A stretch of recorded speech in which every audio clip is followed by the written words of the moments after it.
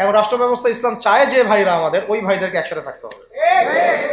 আল্লাহর কসম করে বলতেছি, ইনশাআল্লাহ যদি এই ভাইরা আমরা একসাথে থাকতে পারি, এর সাথে আমরা দায়ীরা, তালেবে ইলমরা এবং আপনারা তো যুব সমাজ আছেন, আমাদেরকে টক্কর দিয়ে বাংলাদেশের রাষ্ট্র ক্ষমতায় কেউ যাইতে পারবে না ইনশাআল্লাহ।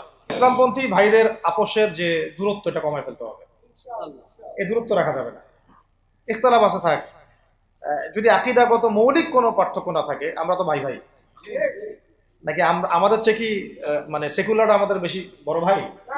আমাদের চেয়ে কি যে নাস্তিক মুরতাদরা আমাদের বড় ভাই? কমিউনিজমে যারা আছে ওরা আমাদের বড় ভাই? তাই গণতন্ত্রপন্থী যারা একবারে কট্টর, ওরা আমাদের দিনী ভাই নাকি?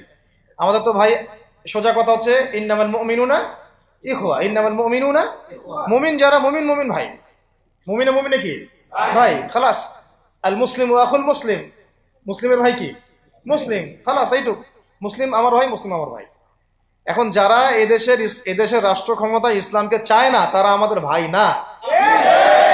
সে যে কোনো নামে আসুক, এক্স ওয়াই জেড, দেখার দরকার নেই।